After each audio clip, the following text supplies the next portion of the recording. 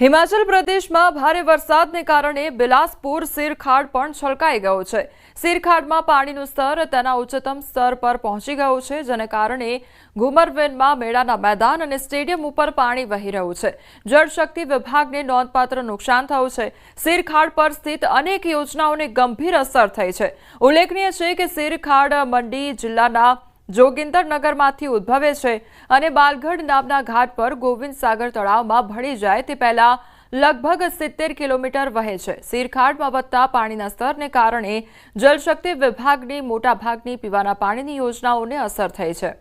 બનાસકાંઠાના ડીસામાં સ્થાનિકોના પાલિકા સામે વિરોધ જોવા મળી રહ્યો છે। રોડ નહીં તો વોટ નહીંના નારા લગાવવામાં આવ્યા છે। કાચો રોડ તૂટી જતા સ્થાનિકોમાં આક્રોશ જોવા મળી રહ્યો છે। સ્થાનિકો અને વિદ્યાર્થીઓને મુશ્કેલી પડી રહી છે। ગટરના ગંદા પાણીથી સ્થાનિકો ત્રાહિમામ પોકારી ઉઠ્યા છે। તો ગટરના ગંદા પાણીના કારણે જે સ્થાનિકો છે તે ત્રાહિમામ પોકારી રહ્યા છે અને તેમને પારાવાર મુશ્કેલીનો સામનો કરવો પડી રહ્યો છે અને તેને લઈને સતત તેમના દ્વારા હવે વિરોધ નોંધાવવામાં આવી રહ્યો છે। તો રોડ નહીં તો વોટ નહીંના નારા પણ આ સ્થાનિકો દ્વારા લગાવવામાં આવી રહ્યા છે। વિદેશમાં નોકરીની લાલચમાં વડોદરાનો યુવક ફસાઈ ગયો। 2024માં દુબઈ ગયેલા તુષાર રાણપરાનો હવે કોઈ સંપર્ક નથી। પરિવારનો એકનો એક દીકરો વિદેશમાં ફસાયો। દુબઈથી હોંગકોંગ ગયા બાદ પરિવારનો વાલસોયા દીકરા સાથેનો સંપર્ક તૂટી ગયો હતો। યુવકના પિતાએ સમા પોલીસ મથકે એજન્ટ વિરુદ્ધ ફરિયાદ નોંધાવી। વડોદરાના એજન્ટ વેદ કુશાંગ અને દુબઈના એજન્ટ અભિષેક સિંહ સામે અરજી આપી છે। તો છેલ્લા 6 મહિનાથી તુષાર રાણપરા પરિવારના સંપર્કમાં નથી। તેના માતા પિતાએ સરકાર પાસે સહાયની માંગ કરી છે। पहुंचने के बाद वहाँ का मेरे को लोकेशन बताया और मेरे को बोलता है कि मैं यहाँ थाईलैंड में हूँ और जो एरिया में रह रहा है वहाँ पे कोई रहना का एरिया नहीं है। वहाँ पे जो कंपनी है, मेरे को तो ऐसा डाउट लगता है कोई चाइना फ्रॉड कंपनी है, तो उसने उसका पूरा कॉलोनी खड़ा किया हुआ है। चारों ओर पहाड़ी है, पहाड़ी के बीच में पूरा खड़ा किया हुआ स्ट्रक्चर है और पीछे की साइड में एक बहुत बड़ा बौद्ध भगवान, वो मेरा लड़का ऐसा बता रहा है तो बौद्ध भगवान का मंदिर बन रहा है बहुत बड़ा। મારો બાપુ શું કરતો હશે, શું ખાતો હશે, ક્યાં રહેતો હશે, ટાઈમે અમે બહુ યાદ કેમ કે કોઈ જાતનો કોન્ટેક્ટ જ નથી આપતી। લગભગ 4-5 મહિનાથી વાત નથી, લગભગ કોઈ જાતનો રિસ્પોન્સ નથી એની। સુરતના વરાછા સવાણી સ્કૂલમાં હોબાળો સર્જાયો છે। વર્ગખંડ બંધ કરી ઔદ્યોગિક પ્રવૃત્તિ શરૂ કરતા હોબાળો સર્જાયો છે। ઔદ્યોગિક પ્રવૃત્તિ બંધ કરવા વાલીઓની માંગ સામે આવી છે। વર્ગખંડમાં સ્ટોન લગાડવાના મશીન શરૂ કરવામાં આવ્યા છે અને તેને લઈને આ વિરોધ નોંધાવવામાં આવી રહ્યો છે।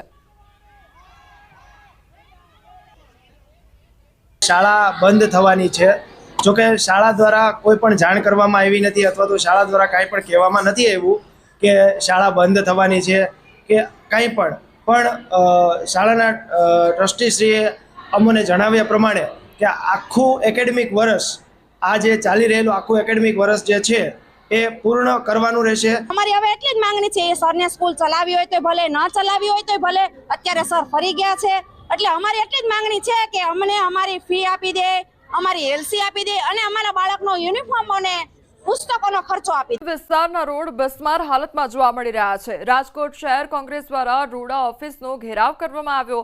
ગંગાજળ છાંટી અનોખો વિરોધ કર્યો તો કોંગ્રેસ કાર્યકરોએ રૂડા સીએનો ઘેરાવ કર્યો અને માંડા ડુંગર, જસવંતપુર, મહિકા અને પોળ સહિતના વિસ્તારોમાં ખરાબ રોડ રસ્તા અંગે ઘેરાવ કરવામાં આવ્યો। અધિકારીની ચેમ્બરમાં રામધૂન બોલાવીને વિરોધ કરવામાં આવ્યો છે।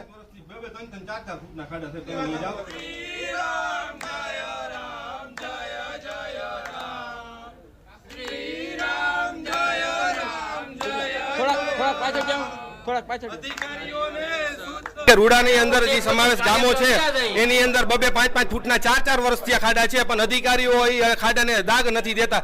તો એના માટે અમે રજૂઆત લઈને આવ્યા છીએ। અને બીજું એ કે સ્કૂલેથી છોકરાઓ નીકળે, એના ફાધર ભેગા કે એના મમ્મી ભેગા નીકળે અને એ છોકરું પાછળથી પડી જાય ત્યાં હદ સુધી ખાડા થઈ ગયા છે। અવારનવાર વિરોધ પક્ષ તરીકે અમે લોકો વિરોધ કરી રહ્યા છીએ અને અવારનવાર અમે લોકો સરકારને રજૂઆત કરી રહ્યા છીએ કે રાજકોટ હોય કે રાજકોટ જિલ્લો હોય, રોડ રસ્તાના કામ કરવા એ તંત્રની ફરજ છે। પણ અત્યારની પરિસ્થિતિ મુજબ દરેક ગુજરાતના રસ્તા જો, રાજકોટના રસ્તા જો કે જિલ્લાના રસ્તા જો, કોઈ પણ રસ્તા છે એ પ્રોપર નથી। રાજકોટ શહેરી વિકાસ સત્તા મંડળ એ પ્લાનિંગ બોડી છે. રોડ રસ્તાની વાત છે તો રોડ રસ્તા દરેક રોડ રસ્તા જે સપોઝ રોડાની અંદર 48 ગામ છે તો બધા જ રોડ રસ્તા રાજકોટ શહેરી વિકાસ સત્તા મંડળના નથી. રોડમાં અલગ અલગ સપોઝ આરએનબી પંચાયતના અમુક રોડ છે, આરએનબી સ્ટેટના અમુક રોડ છે, અમુક નેશનલ હાઈવેના રોડ છે, અમુક રૂડાના રોડ છે. ને રિંગ રોડ 2 છે એ રૂડાએ બનાવેલો, કારણ કે જે ઓથોરિટી રોડ બનાવતી હોય છે એ ઓથોરિટીને રિપેરિંગની જવાબદારી છે.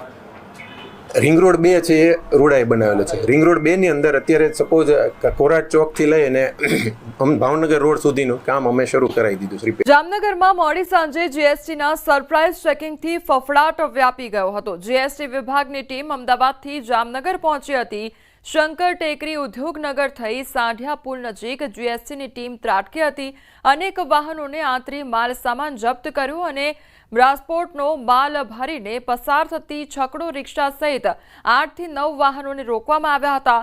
136% પેનલ્ટીની રકમ દંડ પેટે ભરવા કહેવામાં આવ્યું હતું.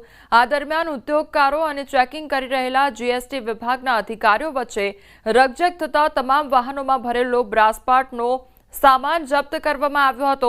ફેક્ટરી ઓનર્સ એસોસિએશન અને GIDC plot and shade holder association તેમજ લઘુ ઉદ્યોગ ભારતીયના આગેવાનો દોડી ગયા હતા. તો જીએસટી વિભાગ દ્વારા ચેક કરાયેલ માલ અર્ધ તૈયાર હોવાનું જણાવાયું હતું. તેમ છતાં કાર્યવાહી કરતા ઉદ્યોગકારોમાં ભારે રોષ ભભૂકી ઉઠ્યો છે. 5-6 વાહનોને રોકી અને ચેકિંગ કરતા અલગ અલગ વાહનોમાં નાના મોટો માલ હોય, કોઈમાં 300 કિલો, કોઈમાં 400 કિલો, કોઈમાં 500 કિલો એવો માલ વાહનને ડિટેન કરેલો છે. પણ આ માલ જે છે એ ફિનિશ ગુડ નથી, અર્ધ તૈયાર માલ છે. છતાં અધિકારીઓ એને ફિનિશ ગુડની વેલ્યુ કરી અને એની ઉપર કાયદેસરની કાર્યવાહી કરે છે. અમારો આ માલ અર્ધ તૈયાર માલ હોય અને આ અમારી જામનગરની પ્રોસિજર છે કે એક કારખાનામાં બધો માલ ઓપરેશન ન થતા હોય, પરંતુ અલગ અલગ જગ્યાએ ઓપરેશન થતા હોય તો એને નાના ઉદ્યોગકારો હોય અથવા તો ઘરે મજૂરી કામ કરતા હોય ત્યાં મોકલતા હોય, એટલે એના પણ જીએસટી નંબર ના હોઈ શકે. તો અમે સરને એવી રજૂઆત કરી છે. સુરત રેલવે સ્ટેશન પાર્કિંગનો વધુ એક વિડીયો વાયરલ થયો છે. પાર્કિંગમાં ગાડી ન મૂકવા બાબતે કોન્ટ્રાક્ટરની માણસોએ મુસાફર સાથે બબાલ કરી હતી અને પાર્કિંગમાં જગ્યા હોવા છતાં વાહન ન મૂકવા દેતા વિવાદ સર્જાયો હતો. 1 કલાકમાં ગાડી નહીં લઈ જાય તો બંને ટાયરમાંથી હવા કાઢી નાખવાની ધમકી આપવામાં આવી હતી. ગઈકાલે આ જ પાર્કિંગના માણસોએ એક્ઝામ આપવા જતા વિદ્યાર્થીઓ સાથે રકઝક કરી હતી. કોન્ટ્રાક્ટરના માણસોએ જાણે આરપીએફ અને જીઆરપીનો કોઈ ડર જ ન હોય તે પ્રકારનું વર્તન કરતા નજરે પડી રહ્યા છે. પોલીસે વિડીયોમાં દેખાતા શખ્સ સામે કડક કાર્યવાહી કરી સાથે માફી પણ મંગાવી છે. જેના અનુસંધાને જ ગઈકાલે વિડીયો વાયરલ થયાના ગણતરીના કલાકોમાં તાત્કાલિક તેને પકડી પાડી અને ધરપકડ કરવામાં આવેલી છે અને તેઓને સખતમાં સખત તેમના ઉપર પગલાં ભરવામાં આવેલા છે. અને તે આ જગ્યાએથી તો તેમને નોકરીમાંથી બરતરફ કરવામાં આવેલો છે, પરંતુ તે ભવિષ્યમાં બીજી પણ કોઈ જગ્યાએ જાય તો કોઈ પણ વ્યક્તિ સાથે આવી હરકત ના કરે તેવી તેને પોતાની ભૂલનું ભાન થયેલું છે અને તે બદલ તે ઈસમે માફી પણ માંગેલી છે. વિભાગ દ્વારા આગાહી કરવામાં આવી છે. આગામી 7 દિવસ સામાન્યથી મધ્યમ વરસાદની આગાહી કરવામાં આવી છે. ચોમાસાની વિદાય શરૂ થઈ ગઈ છે અને કચ્છના કેટલાક ભાગમાંથી ચોમાસાની વિદાય થઈ છે. તો 22 અને 23 સપ્ટેમ્બર પણ સામાન્યથી મધ્યમ વરસાદની આગાહી કરવામાં આવી છે. તો સામાન્યથી મધ્યમ વરસાદની હજુ પણ આગાહી કરવામાં આવી છે. 22 અને 23 તારીખે સામાન્ય તેમજ મध्यम वरसाद वरसी શકે છે. 17 से 23 सितंबर तक हल्का से मध्यम बरसात का संभावना रहेगा दोनों क्षेत्रों में, गुजरात रीजन और सौराष्ट्र कच्छ दोनों रीजन में. और भारी बरसात का कोई पूर्वानुमान अभी नहीं दिया गया है. अभी जो हमारा फिशरमैन वार्निंग भी नील दिया गया है